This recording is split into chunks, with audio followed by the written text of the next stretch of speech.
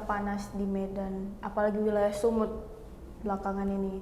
Terus kemarin kan pernah kan ngeliput di rumah sakit mana gitu yang ada katanya praktik. Tahu. Nah, gini nih ceritanya nih. Kemarin aku kan kebetulan lewat nih di rumah sakit itu, namanya Rumah Sakit Muhammadiyah Medan. Nah, kemarin tuh ada beritanya yang paling hot banget tuh. Lo tau nggak ceritanya apa? Jadi ada seorang ibu rumah tangga berusia 48 tahun tuh kalau nggak salah namanya Ibu Mimin Masyarah. Nah, dia tuh ketahuan malpraktik. Jadi sebenarnya tuh masalahnya gini.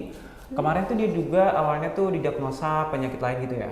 Miopia kalau nggak salah kemarin. Nah betul. Jadi kemarin tuh dokternya tuh ternyata salah diagnosa. Taunya tuh ketahuannya pas keluarganya ini mengetahui bahwa di pusaran perut itu busuk. Ternyata pas diperiksa lebih lanjut, dia itu ternyata rahimnya diangkat sama dokter tanpa sepengetahuan dari keluarga. Nah, itu tuh yang paling hebohnya. Tindak operasinya itu dilakukan tanpa sepengetahuan keluarga dan si pihak rumah sakitnya itu melakukan operasi tanpa prosedur biopsi gitu ya. Iya, benar sekali. Jadi kemarin tuh saya lihat, pas saya wawancara nih, itu dokternya itu belum ada yang kelihatan satu sekalipun. Jadi waktu posisi pasiennya itu udah di luar, udah sakit nggak bisa lagi ngapa-ngapain. Ini parah banget nih ceritanya ini.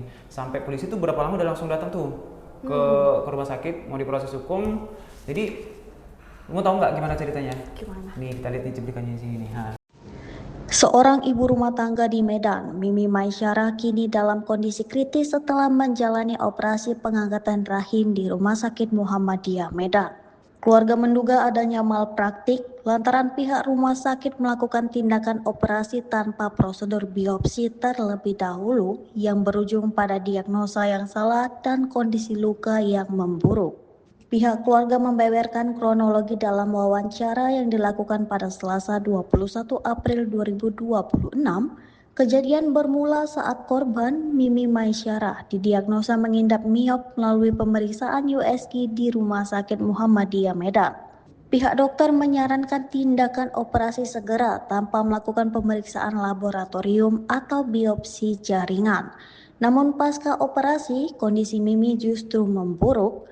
Luka bekas operasi mengeluarkan bau tak sedap dan membusuk sehingga keluarga memutuskan untuk merujuk pasien ke rumah sakit swasta lain. Sini rumah sakit ini? Iya, untuk 2 kali.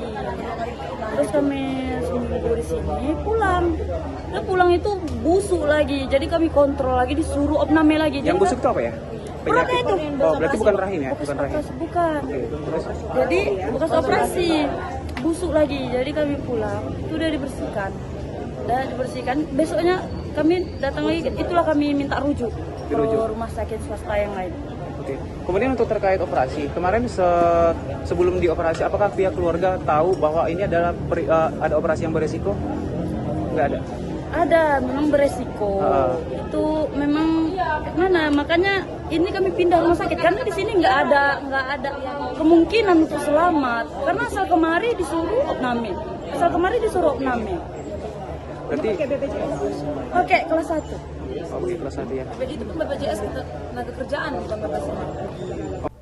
Kemarin itu waktu aku lagi isi minyak kan bang, BBM banyak kali ngasih ngantri. Terus sekarang mahal banget tau, Pertamax lagi mahal banget, digoreng banget harganya. Nah, kebetulan nih, kamu kan ngobrolin tentang kenaikan harga BBM nih. Nah, mungkin ada salah satu yang punya sekarang kemarin tuh ada satu kejadian yang paling hot nih ya. Gimana? Ada penyalahgunaan BBM subsidi. Kamu tahu nggak di mana nih?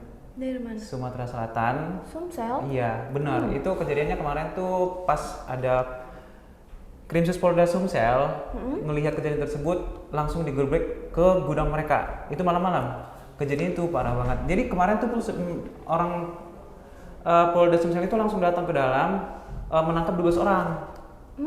Pas mereka lagi nyuplai BBM subsidi ini ke gudang dari tangki mereka nih. Ilegal lah ya bang? Ilegal. Jadi tapi untungnya nih ya, sebelum mereka masukin BBM ke bahan campuran, itu udah keburu ditangkap sama orang polisinya.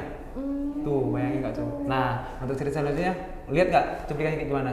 Boleh? Tuh, kita lihat nih ha. Subdit 4 Tipiter Ditreskrimsus Polda Sumatera Selatan berhasil membongkar praktik penyalahgunaan BBM bersubsidi dengan menggerebek sebuah gudang penampungan ilegal di Jalan Lintas Lubuk Linggau, Sorolangun, Kabupaten Musirawas pada Selasa 21 April 2026. Dalam operasi tangkap tangan tersebut, petugas mengamankan 12 orang tersangka yang kedapatan tengah melakukan aktivitas pemindahan muatan secara ilegal dari mobil tangki resmi ke dalam gudang untuk dicampur dengan minyak sulingan sebelum dipasarkan kembali. Operasi ini dilakukan setelah pihak kepolisian menerima laporan masyarakat mengenai adanya mobil tangki yang sering berhenti dan melakukan aktivitas mencurigakan di lokasi tersebut. Selain menangkap 12 tersangka yang terdiri dari sopir, kernet hingga pemilik gudang, polisi juga menyita sejumlah barang bukti krusial, meliputi puluhan tetmon menampung mesin pompa sedot, serta 5 unit kendaraan operasional termasuk 1 unit mobil tangki resmi. Sudah. Bininya tahu nih, bininya tahu. Rekam nih. Dah, sudah. Ketemu. Bininya tahu. Bininya tahu. Di Medan kan lagi hebohnya tuh tentang vape. Jadi aku penasaran banget nih. Sebenarnya yang heboh di Medan tuh vape itu apa sih sebenarnya tuh? Siapa nggak tahu kan, makin ngeri wilayah Sumut ini lama-lama. Tahu nggak, peredaran narkobanya, jaringan internasionalnya itu masih terus terjadi, terus makin menyusur di wilayah Sumut. Baru-baru aja loh Bang, hari Minggu ini, tanggal 19 April 2024 kemarin, Satres Narkoba Polrestabes Medan itu berhasil menggagalkan upaya penyelundupan narkoba dalam jumlah yang besar. Nah, salah satu pelakunya itu ditangkap di kota Tanjung Balai. Abang tinggal di Tanjung Balai nggak? Enggak, Oh ya. saya nggak tahu beritanya. Oh, Oke. Nah, petugasnya itu menyita beragam jenis narkoba ini Bang. Nah, mulai salah satunya itu vape, sabu, hingga ekstasi yang jumlahnya tak sedikit loh. oh, jadi yang kemarin yang heboh vape itu gara-gara itu. Berarti misalnya vape ini ada narkoba di dalamnya, dicampur liquid. dalam vape. Liquidnya dicampur narkoba di dalam vape pantes. itu. Jadi sekarang tuh banyak ya cara-cara orang tuh ngeludupin narkoba berbagai macam cara, misalnya di vape yang Iya, kayak benar. di luar nalar kita gitu. benar, Jadi itu benar. kok bisa tahu gitu loh, polisinya gimana tahu?